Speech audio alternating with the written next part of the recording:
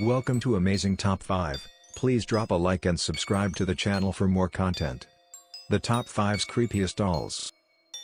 Number 5. Amanda the Doll. The origins of Amanda are not known, but her legend first started after she was sold on eBay several years ago. Since that sale, she has been traded and sold more than 10 times, never staying in the same place for very long.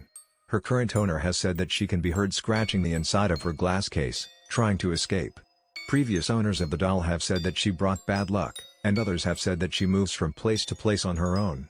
Amanda is with paranormal investigators now in Atlanta, Georgia. They say that she is very unhappy about being trapped. Number 4. Mandy the Haunted Doll. A porcelain doll named Mandy is said to be one of the most haunted dolls in the entire world.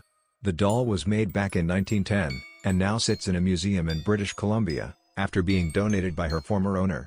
The owner said she could hear crying from the doll at night, and after giving Mandy to the museum, the crying stopped in the former owner's home. The weird things followed Mandy to the museum, including footsteps being heard through the hallways when no one is around. Mandy was photographed and then left in the lab overnight. The next morning, when staff re-entered the lab, they found it had been messed up overnight. Smaller objects had been thrown about the room and across the floor, larger, heavier objects just pushed over on the spot. This would happen anytime Mandy was left in a room by herself overnight. The curator likened the mess to what would happen if a child had thrown a tantrum in the room. When Mandy was finally placed on display within the museum itself, she was one of the first things visitors would see as they passed the entryway. They would mostly feel uneasy when looking at the doll. Number 3. Joliet, the doll with a haunting curse. 4 generations ago, Anna's great-grandmother received Joliet as a present from a family friend. At the time she was pregnant with her second child, and received it as a pregnancy gift. What was not known at the time was the friend who gave her the present was jealous.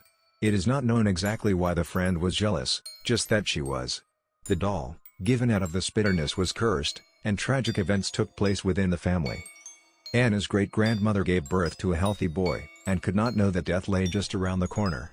On the third day, her newborn son's life was lost, to a sudden and mysterious illness. This same tragedy would unfold for at least 4 generations.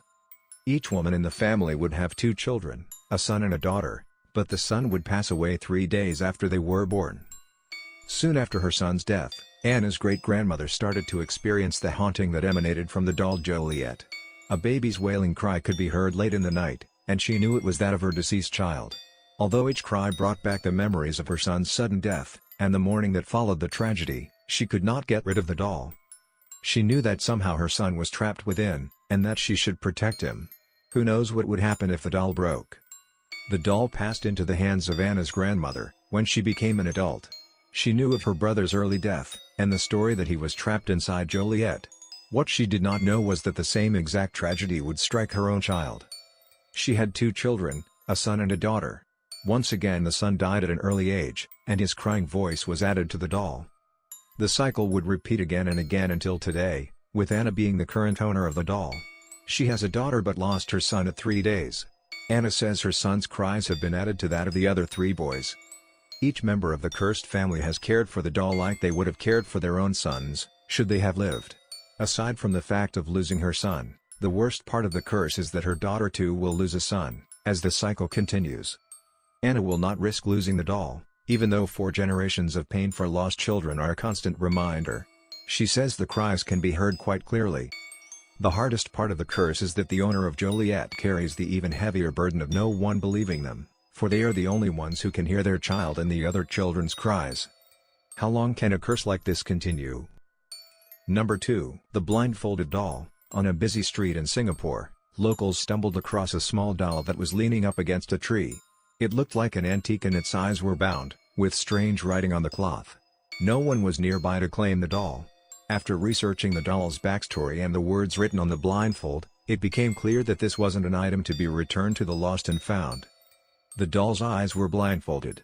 According to online sources, the Arabic word on the cloth is translated as Bismillah, is a phrase in Arabic meaning in the name of God. Some say the doll could be heard talking when it's left alone in a room and is found with its head turned in a different direction. People heard it speak in the Malay language and sound like an adult female.